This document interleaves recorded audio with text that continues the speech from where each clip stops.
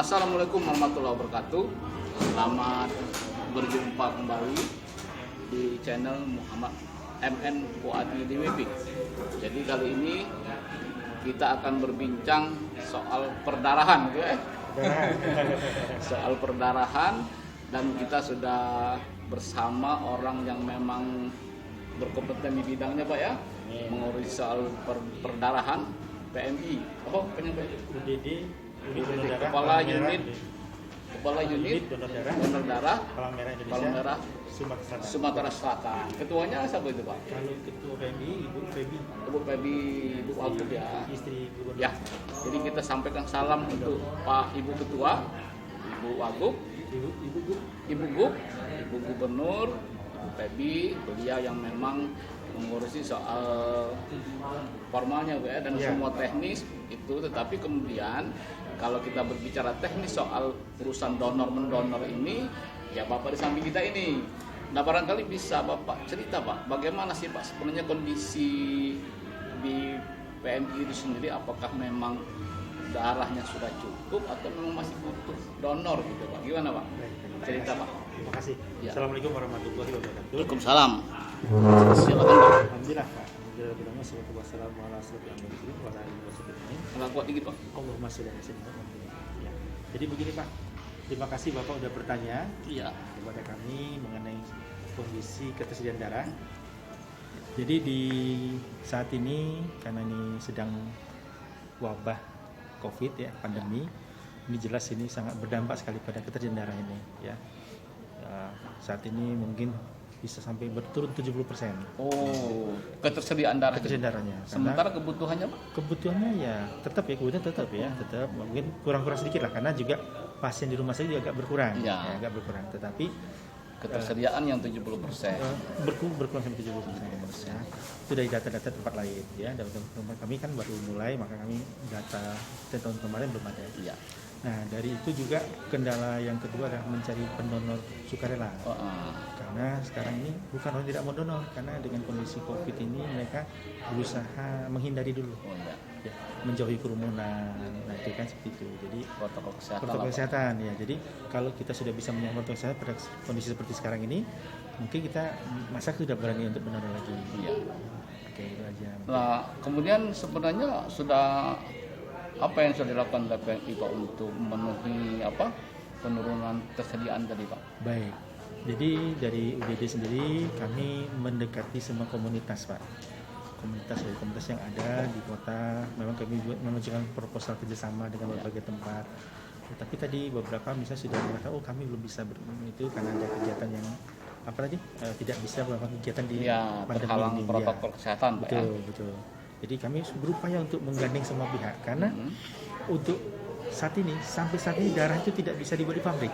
Oh, Nah itu kendalanya, Pak. kendalanya. Itu darah itu harus dibuat di tubuh manusia. Iya, sama seperti rempah-rempah, Pak. Belum ada sintetisnya, katanya, Belum Pak. ada. Nah, itu. Jadi kalau tidak ada manusia yang menyumbangkan darah, konsekuensinya tidak ada darah. Iya.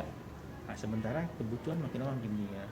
Nah, oleh karena itu mungkin bisa jadi selain karena masalah pandemi, ada kelompok-kelompok terdampak COVID misalnya, karena mungkin pekerjaan jadi tidak ada, itu juga kelompok-kelompok yang menurut kami juga kasihan ya. Jadi seperti itu. Nah, maka kami saran satu yang upaya selain mengumpul komunitas, kami juga bersedia untuk melakukan edukasi kepada masyarakat di komunitas itu. Jadi terkadang masyarakat tidak mau donor karena tidak tahu kemana harus donor, tidak tahu manfaat berdonor, atau mereka takut. Nah itu terkadang banyak sekali rumor-rumor yang berkembang di masyarakat. Ada yang mengatakan kalau donor darah nanti kecanduan, ada yang donor darah nanti gemuk. Itu banyak rumor-rumor yang kadang-kadang sulit kita cari kebenarannya. Padahal tidak itu, Pak. Tidak. Jadi sebenarnya apa manfaat donor itu, Pak? Jadi yang pasti ketika Bapak berdonor misalnya, itu yang pasti Bapak diperiksa kesehatan. Paling tidak ada 4 penyakit menular lewat darah yang akan diperiksa. Hepatitis B, hepatitis C, HIV, dan sifilis. Artinya kita lolos dari kalau Bapak bisa donor, 4 penyakit itu tidak ada. Iya. Di Bapak saat itu, ya. Itu satu. Kemudian pada saat mau donor diperiksa tensi. Diperiksa HB, kadar HB. Artinya pada saat itu Bapak tidak anemi. Ya. Kalau anemi tidak bisa donor. Ya. Ya. Kemudian juga Setelah donor dia ambil darah kurang lebih 350 cc, itu bisa membakar kalori sebesar 200 kalori. Oh, itu kalau kita maraton 250 kalori itu berapa kilometer itu, Pak? Nah, saya kurang paham itu. Mungkin teman-teman di olahraga lebih paham. Iya. Jadi itu kan Iya. terbawa keluar. Jadi itu termasuk membakar kalori, mengurangi kalori kita. Nah, memang ada orang-orang yang akhirnya setelah donor darah mau donor lagi. Itu pertama ya dari sisi kesehatan sangat baik. Iya. Yang kedua dari sisi kemanusiaan. Karena tadi sudah saya jelaskan di awal, sampai saat ini darah itu tidak bisa diproduksi di pabrik. Iya. Tidak ada yang jual, tidak ada yang membuat. Jadi mau tidak mau harus manusia juga. Iya. Nah, kemudian juga ada memang kelompok-kelompok pasien yang sangat butuh darah. Iya. Contoh thalassemia, pasien cuci darah, gagal ginjal. Iya, gagal ginjal. Itu ada beberapa yang tambah darah.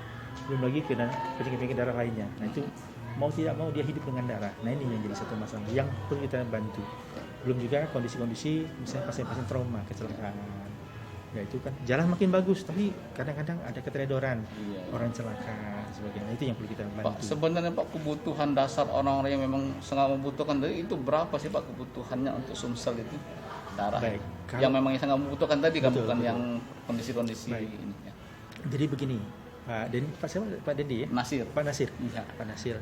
Jadi kebutuhan darah kita secara data saya tidak punya data yang realnya karena beberapa tempat tidak menyerahkan data. Iya. Nah, tapi ada perhitungan kasarnya sebagai contoh misalnya di rumah sakit umum itu bisa 5.000 sampai 6.000 kantong per bulan. Bagi Belum 3 berarti. Ya, berarti rumah sakit lain mungkin kita butuh sampai 7.000 kantong per bulan. Nah, kalau asumsi dari Pak JK sebagai ketua PMI itu 2% penduduk itu pendonor darah, maka untuk kota Palembang sendiri yang 1,7 juta itu 34.000 kantong. Itu masih kurang berarti. Berapa? 34.000 kantong setahun. Padahal kebutuhan ya dibagi 12 kan. Padahal untuk kebutuhan bisa 7.000 paling. Iya. Padahal kebutuhan 7.000 berarti 50%. Iya, jadi istilahnya kalaupun 2% penduduk donor idealnya itu Pak ya? Iya, menurut PMI. Tapi kalau saya sih menyarankan kita berusaha mencapai target 5%. Oh, 5%. Maka itu tadi kami siap untuk edukasi. Iya. Kami menyasar sebetulnya kalangan muda. Kenapa? Kalangan muda ini relatif belum punya penyakit. Punya penyakit dan Mahasiswa, usianya masih panjang. Pelajar ya, mahasiswa pelajar. Nah itu. Sedangkan kalau yang sudah pensiun ya kita kadang-kadang ya pertama faktor usia, faktor kesehatan itu. Jadi memang kalau kita bisa menyasar kalangan muda yang baik yang mahasiswa maupun yang tergabung dengan KSR itu akan sangat membantu sekali. Mungkin bisa jadi menjadi semacam kegiatan rutin di kampus-kampus per 3 bulan, bukan per tahun, per 3 bulan. Jadi setahun bisa 4 kali atau 5 kali pendonor. Nah, mungkin ada himbauan Pak untuk pihak-pihak yang di luar sana yang barangkali mau bekerja sama dengan PMI, gimana caranya untuk hubungi gimana gitu? Baik, pihak-pihaknya pada prinsipnya kami terbuka. PMI adalah suatu organisasi yang lembaga yang tidak terafiliasi kepada manapun, jadi kita murni kemanusiaan. Siapapun yang mau bekerja sama kami bantu, tidak mengundang agama, suku, ras, antar golongan. Kita akan bantu, kita akan kerjasama. Tujuan kami kalau kami UDD adalah mendapat kesediaan darah dan mendistribusikan darah pada yang membutuhkan. Dan kemudian juga selain itu kita akan edukasi masyarakat agar yang jumlah pendonor ini makin meningkat. Kalau tercapai 5% saja dari 1,7 juta itu akan sangat baik sekali, bisa tidak sudah memenuhi kebutuhan. Kalau hari ini berapa kantong kita dapat Pak? Kalau hari ini alhamdulillah kita dapat 21 kantong ya, karena ini memang suasananya bukan kegiatan donor darah rutin, tapi ini menggandeng kegiatan festival rempah. Dan juga alhamdulillah ini cukup banyak menurut kami, karena memang kan yang datang ke sini kan bukan mau donor awalnya. Pada ada gabung ke kita. Jadi ini. Dan kita masih ada kegiatan besok hari Minggu di sini juga. Sini. Nah, kalau sehari-hari kami ada di UDD PMI Provinsi, di belakang Rumah Sakit Gigi Mulut, di belakang Rumah Siti Fatimah, masuk dari Jalan Sukajaya. Oke Pak. Jadi demikianlah tadi perbincangan kita soal perdarahan di Kota Palembang dan terutama ini khususnya di wilayah Sumsel, Pak ya. Iya. Jadi ternyata memang kita saat ini masih sangat membutuhkan darah dari kebutuhan 7.000 kantong per bulan itu barangkali kita kurang lebih hanya bisa dipenuhi sekitar 3.000. Itu kalau idealnya 2% dari warga Palembang itu yang mendonorkan darahnya itu di Palembang, Pak ya. Sekarang malah lebih turun lagi kan? Iya, dan di masa pandemi ini tentunya ketersediaan juga semakin menipis. Oleh karena itu kepada bapak-bapak, ibu-ibu, saudara-saudara dan semuanya yang mungkin sudah menjadi pendonor ataupun mungkin belum menjadi pendonor, barangkali bisa memanfaatkan kesempatannya untuk beramal itu Pak ya, beramal, karena kita mendonor juga berarti kita menyumbangkan tetapi kita tidak berkurang. Betul. Darah kita tidak berkurang tetapi justru kita banyak mendapatkan manfaat.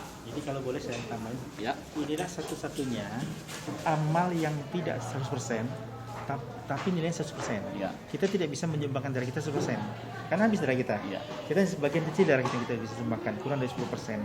Tapi nilai amalnya sama dengan 100%. Nah, itu ya. Ya, demikianlah saudara-saudara. Jangan lupa tonton terus channel kami MN Puadi DWP.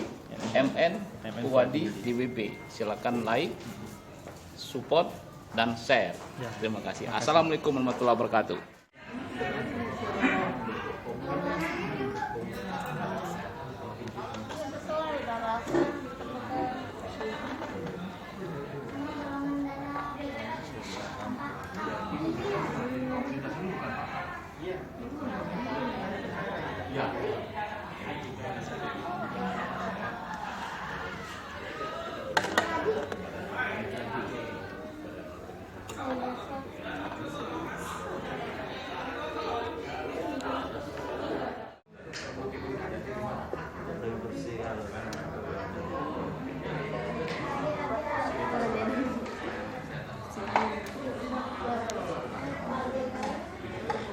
Boleh pose, Pak. Satu, dua, tiga.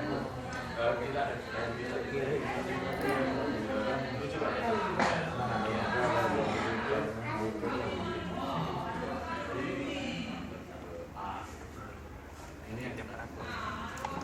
Besok lanjut juga ya.